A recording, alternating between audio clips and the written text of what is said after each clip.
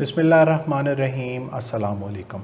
आज हमारा टॉपिक है nature of the root of a quadratic equation और एक्सरसाइज 4.7 फर्स्ट ईयर। तो nature of the roots discuss करने से पहले मैं थोड़ा सा एक क्विक रिव्यू दूंगा आपको नंबर्स का। रैशनल नंबर्स क्या होते हैं, इरैशनल नंबर्स क्या होते हैं और कम्प्लेक्स नंबर क्या होते हैं। आप इसका डिटेल जो टॉपिक है वो भी, उसका लिंक भी हम यहाँ पे इस वीडियो के साथ ही ऐड कर देंगे। आप जाके वहाँ से इसका डिटेल लेक्चर भी देख सकते हैं। रैशनल नंबर्स क्या होते हैं? तमाम इंटीजर्स हमारे पास रैशनल नंबर्स होते हैं। वो तमाम होल नंबर्स जो कि परफेक्ट स्क्वायर हों वो भी हमारे पास रैशनल नंबर्स होते हैं। ऐसे नंबर्स जो फ्रैक्शन की फॉर्म में हों और टर्मिनेटिंग हो वो भी हमारे पास रैशनल नंबर्स होते हैं। और ऐसे नंबर्स जो टर्मिनेटिंग नहीं हैं, नॉन टर्मिनेटिंग हैं, लेकिन वो रिकरिंग हो, रिपीट कर रहे हो, वो भी हमारे पास रैशनल नंबर्स होते हैं। मैंने उसकी ये कुछ एग्जांपल्स दी हैं। इसी तरीके से इरैशनल नंबर्स कौन से नंबर्स हैं? वो नंबर्स जो नॉन रिकरिंग, नॉन टर्मिनेटिंग हैं। मींस ऐसे नंबर जिनका परफेक्ट स्क्वायर रूट पॉसिबल नहीं होगा वो हमारे पास इरैशनल नंबर्स होंगे। जिस तरह √2, √3, 7/√5 एंड सो ऑन। पाई भी हमारे पास इरैशनल नंबर है और ये हमारे पास आयलर कांस्टेंट E जिसकी वैल्यू है 2.71, ये भी हमारे पास इरैशनल नंबर है। अब यहां पे एक इंपॉर्टेंट चीज बताता चलूं, कई स्टूडेंट्स को यहां पे कंफ्यूजन होती है कि पाई की वैल्यू होती है 22/7, तो वो तो ऊपर भी इंटीजर है, नीचे भी इंटीजर है, तो वो रैशनल नंबर है, तो पाई इरैशनल कैसे? ये चीज आपको क्लियर होनी चाहिए कि पाई 22/7 के इक्वल नहीं होता, बल्कि अप्रॉक्सीमेटली इक्वल होता है। 22/7 की हमारे पास वैल्यू होती है 3.142857, 142857। ये 142857 उसके अंदर रिपीट हो रहा होता है 22/7। जबकि पाई की वैल्यू हमारे पास होती है 3.14159। अगर आप इसको गौर से देखें तो ये जस्ट 2 डेसिमल प्लेसेस तक आपस में इक्वल हैं। इसकी थर्ड डेसिमल प्लेस पे 1 आ रहा है, जबकि इसकी थर्ड डेसिमल प्लेस पे 2 आ रहा है, एंड सो ऑन, आगे वो डिफरेंट हो जाती है। तो पाई 22/7 के इक्वल नहीं होता, पाई 22/7 के अप्रॉक्सीमेटली इक्वल होता है। तो पाई हमारे पास इरैशनल नंबर है, जबकि 22/7 हमारे पास रैशनल नंबर है। पाई की 22/7 से ज्यादा बेहतर अप्रॉक्सीमेशंस भी जो है वो मौजूद है आपकी बुक के जो फर्स्ट चैप्टर है उसके अंदर वो गिवन है। हमारा जो आज का टॉपिक है नेचर ऑफ द रूट, उसमें हमें क्या चीज चाहिए? बेसिकली उसके अंदर हमने डिस्कस करना है डिस्क्रिमिनेंट को। मैं अभी उसके बारे में आपको डिटेल से बताता हूं कि डिस्क्रिमिनेंट क्या होता है। तो उसमें जो हमें रैशनल और इरैशनल का कंपैरिजन करना है वो इस तरीके से करना है कि अगर आपका रेडिकेंड जो है वो परफेक्ट स्क्वायर है तो वो रैशनल की कैटेगरी में आएगा 4, 9, 16। और अगर आपका वो परफेक्ट स्क्वायर नहीं है तो वो आपके पास इरैशनल की कैटेगरी में आएगा। तो इस तरीके से हम रैशनल और इरैशनल को डिफरेंशिएट करेंगे आज के टॉपिक में। उसके साथ मैं कंप्लेक्स नंबर का थोड़ा सा बताता हूं। कंप्लेक्स नंबर्स हमारे पास क्या होते हैं? कंप्लेक्स नंबर क्या होते हैं? वो तमाम नंबर्स जिनके रेडिकल साइन के अंदर नेगेटिव वैल्यू अराइज हो रही होती है, उनको हम इमेजिनरी नंबर्स या फिर इन जनरल उसके कंप्लेक्स नंबर्स कहते हैं। √-x, मैंने यहां पे एक एग्जांपल दी है। √-x provided that x is positive, ये x पॉजिटिव होना चाहिए। इसकी कुछ एग्जांपल्स दी हैं। √-1, √-2, -3, 4। √-1 को मैं आयोटा लिख सकता हूं, √2 आयोटा, √3 आयोटा, 2 आयोटा। इस तरीके से हमारे पास कंप्लेक्स नंबर इस शेप में भी लिखे जा सकते हैं, 3 + 4 आयोटा, 2 - 5/7 आयोटा वगैरह। तो आज के टॉपिक में हमने ये चीज याद रखनी है कि रेडिकल के अंदर अगर पॉजिटिव वैल्यू आ रही है तो उसमें फिर 2 केसेस होंगे, either it is a perfect square और नॉट अ परफेक्ट स्क्वायर। अगर रेडिकल के अंदर नेगेटिव वैल्यू आ रही है तो वो आपका क्या होगा? कंप्लेक्स नंबर होगा या इमेजिनरी नंबर्स होंगे। बेटा एक्सरसाइज स्टार्ट करने से पहले हम 4.7 की हिस्ट्री देख लेते हैं कि 2010 से लेके 2019 में 4.7 में से कौन कौन से क्वेश्चन आए हैं। तो ये 6 MCQs हैं जो कि 2010 से 2019 तक के पेपर्स में मौजूद हैं। ये शॉर्ट क्वेश्चंस और लॉन्ग क्वेश्चंस हैं जी। एग्जाम्पल नंबर 3 आई हुई है और उसके साथ ये 4 क्वेश्चंस आए हुए हैं।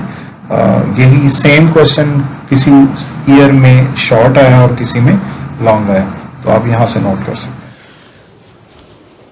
हमें पता है जी क्वाड्रेटिक इक्वेशन हमारे पास क्या होती है, ax² + bx + c = 0।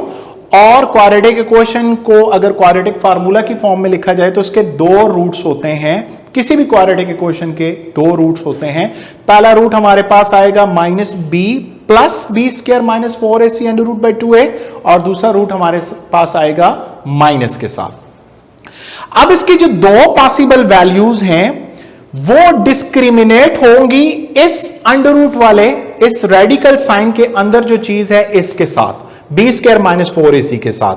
और जो रूट्स की नेचर है वो भी डिपेंड करेगी इस रेडिकल साइन के जो अंदर चीज है इसके ऊपर। ये जो b² - 4ac है इसको हम डिस्क्रिमिनेंट कहते हैं और इसको हम शॉर्टली d से या DISC से रिप्रेजेंट करते हैं। मैं यहां पे आगे मजीद इसको फर्दर थोड़ा सा एक्सप्लेन करता हूं। मैंने अभी आपको बताया कि क्वाड्रेटिक इक्वेशन के 2 रिजल्ट्स आते हैं हमेशा, -b + -b² - 4ac/2a। तो एक इसका जो रिजल्ट है वो हमारे पास होगा पॉजिटिव और जो दूसरा इसका रिजल्ट है वो हमारे पास होगा नेगेटिव। अब b² - 4ac अगर 0 हो जाए, अगर मैं इस डिस्क्रिमिनेंट को 0 पुट कर दूं, अगर इसको 0 पुट कर दिया जाए, अगर ये जो डिस्क्रिमिनेंट है मेरे पास b² - 4ac इसको मैं 0 कर दूं तो x की वैल्यू मेरे पास आ जाएगी -b + √0/2a और यहां पे वैल्यू आ जाएगी -b √0/2a। तो यहां पे इसकी वैल्यू आ गई -b/2a और इधर भी वैल्यू हमारे पास आ गई -b/2a। तो अगर आपका डिस्क्रिमिनेंट 0 हो तो आपके जो रूट्स हैं वो हमेशा रैशनल होंगे और वो आपके पास हमेशा इक्वल आएंगे। तो यहां पे मैंने मेंशन किया हुआ है कि केस 1 ये है कि अगर b² - 4ac आपके पास 0 हो तो आपके जो रूट्स हैं वो दोनों के दोनों रैशनल मींस रियल होंगे और रिपीटेड होंगे, दोनों रूट्स आपके पास सेम आएंगे। अगर हमारे पास ये डिस्क्रिमिनेंट जो है ये नेगेटिव हो जाए तो जाहिर सी बात है अंडर रूट के अंदर क्या आ जाएगा, नेगेटिव साइन आ जाएगा। तो ये केस 2 पे अगर आप आ जाएं तो if b² - 4ac is less than 0 then इसके ऊपर जब अंडर रूट आएगा, अगर ये नेगेटिव वैल्यू है तो अंडर रूट आएगा तो ये सारा क्या हो जाएगा, इमेजिनरी हो जाएगा। तो इसके दोनों रूट्स जो हैं वो आपके पास इमेजिनरी आएंगे। अब जो दोनों रूट्स आपके पास इमेजिनरी आएंगे, आप यहां पे आए दोबारा, -b प्लस के साथ यहां पे कोई भी आयोटा वाली टर्म होगी और -b माइनस के साथ यहां पे कोई दूसरी टर्म आएगी। तो एक रूट प्लस के साथ है, दूसरा रूट माइनस के साथ है, तो ऑब्वियसली वो किसी भी सूरत में आपस में इक्वल नहीं होंगे। और दूसरी बात यह है कि ये दोनों रूट आपस में एक दूसरे का कॉन्जुगेट होंगे। फॉर एग्जांपल अगर आपके पास एक रूट क्वाड्रेटिक इक्वेशन का 2 + 3 आयोटा आता है तो दूसरा लाजमन 2 - 3 आयोटा आएगा। तो 2 बातें हमने डिस्कस कर ली कि आपका अगर डिस्क्रिमिनेंट हमारे पास इक्वल टू 0 हो तो रूट्स कैसे होंगे और अगर आपके पास लेस देन 0 हो तो रूट्स कैसे होंगे। आपको पता है हमारे पास लॉ ऑफ ट्राइकोटमी है कि कोई से 2 नंबर जो हैं या तो आपस में बराबर हो सकते हैं या पहले वाला बड़ा होगा या दूसरे वाला बड़ा होगा। तो उसी चीज को यूज करते हुए या तो डिस्क्रिमिनेंट 0 हो सकता है या 0 से छोटा हो सकता है या 0 से बड़ा हो सकता है। अगर आपका डिस्क्रिमिनेंट 0 से बड़ा होगा मींस ये अंडर रूट के अंदर जो है वो आपके पास कोई पॉजिटिव वैल्यू आएगी, अंडर रूट के अंदर आपके पास कोई पॉजिटिव वैल्यू आएगी तो जाहिर सी बात है आपके रूट्स क्या आएंगे, रियल आएंगे, इस केस में वो इमेजिनरी नहीं आएंगे। और अब इसके अंदर फर्दर दो केसेस हैं कि स्क्वायर रूट के अंदर जो वैल्यू आई वो 4 आई या 5 आई। अगर अंडर रूट के अंदर यहां पे आपके पास 4 आ जाता है तो वो स्क्वायर रूट से बाहर आ जाएगा और माइनस बी के साथ ऐड या सब्ट्रैक्ट होगा। और अगर अंडर रूट के अंदर 5 आता है तो वो रेडिकल साइन से बाहर नहीं निकल सकेगा। तो दो केसेस हमने यहां पे डिस्कस करने हैं, आइदर ये हमारा जो रेडिकल के अंदर चीज है ये परफेक्ट स्क्वायर है या ये हमारे पास परफेक्ट स्क्वायर नहीं है। परफेक्ट स्क्वायर होने के केस में ये अंडर रूट से बाहर आ जाएगी और आपके पास अंडर रूट खत्म हो जाएगा और आपके पास रैशनल रिजल्ट्स आएंगे। आपके दोनों रूट्स रैशनल आएंगे और अनइक्वल आएंगे। लेट सपोज यहां पे 4 है तो माइनस बी के अंदर 2 ऐड होगा और अगर और दूसरे केस में माइनस बी के अंदर से 2 सब्ट्रैक्ट होगा तो दोनों रूट्स हमारे पास अनइक्वल आएंगे। और अगर यहां पे 5 है तो वो रेडिकल साइन से किसी भी सूरत में बाहर नहीं निकलेगा। तो पहला रूट आएगा minus B plus under root 5 by something और दूसरा रूट आएगा minus B minus under root 5 by something. और जो हमारे पास इररेशनल रूट्स होते हैं वो भी हमेशा एक दूसरे के कॉन्जुगेट होते हैं। जिस तरीके से कॉम्प्लेक्स रूट्स जो हैं, हमारे इमेजिनरी रूट्स के बारे में हमने बात की कि वो हमेशा एक दूसरे के कॉन्जुगेट आएंगे क्वाड्रेटिक इक्वेशन के केस में, इसी तरीके से हमारे पास जो रेडिकल इररेशनल रूट्स हैं वो भी हमेशा एक दूसरे के कॉन्जुगेट होंगे। मैं क्वेश्चन स्टार्ट करता हूं जी।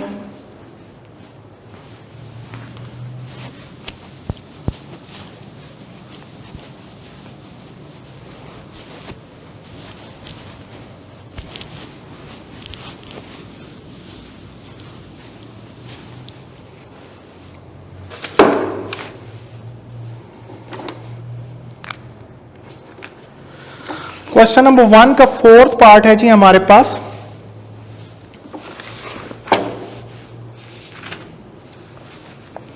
Discuss the nature of the root. मैं 4 पार्ट से स्टार्ट कर रहा हूं।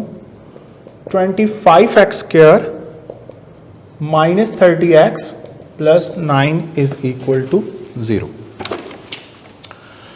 तो इसको मैं अगर स्टैंडर्ड क्वाड्रेटिक इक्वेशन से कंपेयर करूं तो a की वैल्यू मेरे पास आ रही है 25, b की वैल्यू आ रही है माइनस 30 और c की वैल्यू मेरे पास आ रही है 9। तो मैं इसका डिस्क्रिमिनेंट फाइंड आउट करता हूं। डिस्क्रिमिनेंट होता क्या हमारे पास, b square minus 4ac minus 30 square minus 4 into 25 into 9। Minus 30 का स्क्वायर क्या हो गया 900, 425 100, 100 इंटू 900। तो रिजल्ट हमारे पास क्या आ गया 0। तो इस इक्वेशन का जब हमने डिस्क्रिमिनेंट निकाला है तो मेरे पास रिजल्ट क्या आ गया 0। तो इसके रूट्स कैसे होंगे, इसके रूट्स होंगे, रूट्स आर रैशनल, रैशनल क्योंकि सबसेट है रियल का, तो रूट्स आर रैशनल और रियल एंड इक्वल। इसके दोनों रूट्स जो हैं वो आपस में बराबर होंगे। मैं इसको प्रॉपर सॉल्व करके भी आपको बता देता हूं कि क्या इसके दोनों रूट सेम आते हैं या नहीं आते। देखें,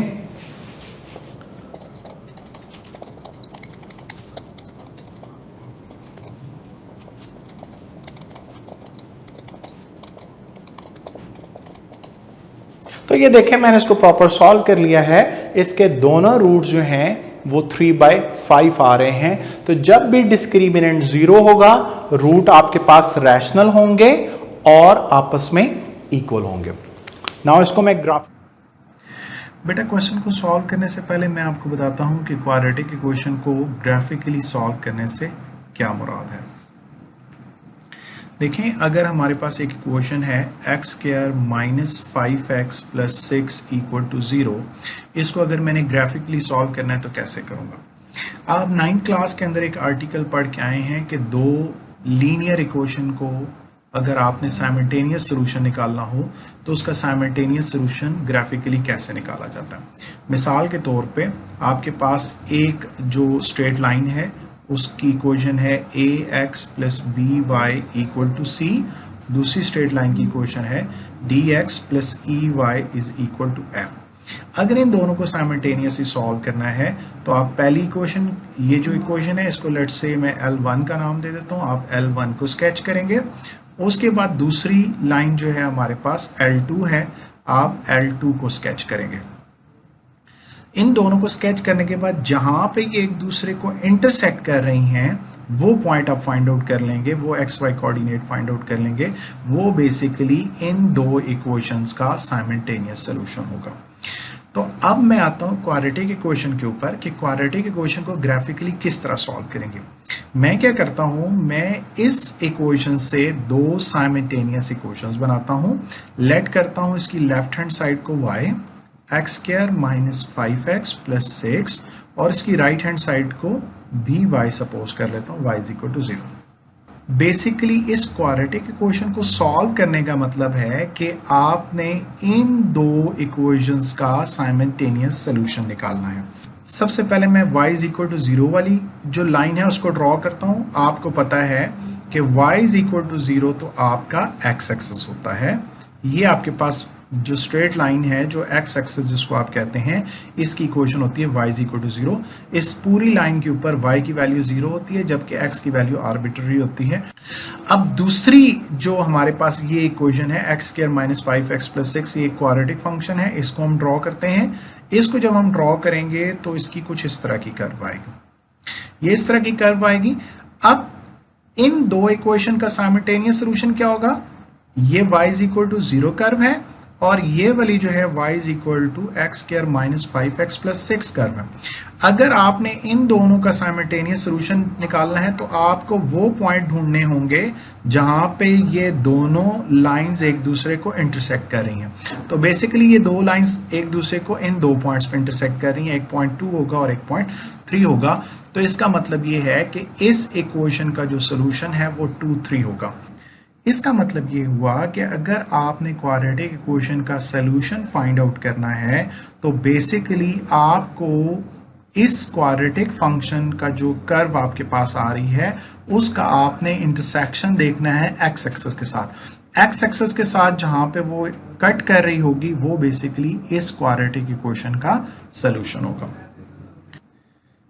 अब हम आते हैं अपने मेन क्वेश्चन की तरफ। हमारा क्वेश्चन ये था कि आप इस इक्वेशन के रूट्स की नेचर बताएं। तो जब हमने इसका डिस्क्रिमिनेंट फाइंड किया है अभी, तो डिस्क्रिमिनेंट की वैल्यू आपके पास आई है 0। डिस्क्रिमिनेंट 0 होने का क्या मतलब है कि इसके रूट्स रैशनल हैं और रिपीटेड है।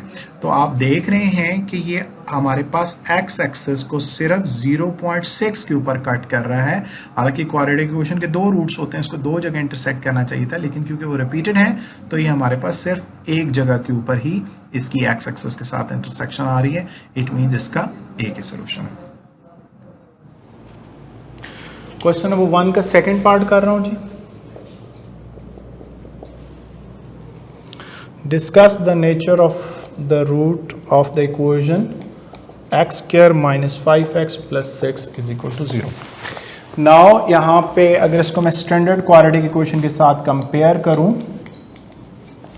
तो डिस्क्रिमिनेंट मेरे पास होता है b square minus 4ac minus 5 का स्क्वायर माइनस 4 इंटू 1 इंटू 6, ये आपके पास हो गया 25 minus 24 which is equal to 1। तो यहाँ पे जो इसका डिस्क्रिमिनेंट है वो 1 आ रहा है और 1 आपके पास परफेक्ट स्क्वायर है। अगर आपके पास परफेक्ट स्क्वायर हो तो आपके पास रूट्स जो होते हैं वो रैशनल होते हैं और अनइक्वल होते हैं। तो इसको भी मैं थोड़ा सा आपको चेक करके दिखा देता हूँ, क्या वाकई इसके रूट्स जो हैं वो रैशनल और अनइक्वल आ रहे हैं या नहीं आ रहे। ये आपको चेक करने की जरूरत नहीं है, मैं सिर्फ आपको समझाने के लिए यहां पे चेक कर रहा हूं। क्वेश्चन की डिमांड नहीं है कि आप उसको चेक भी करें।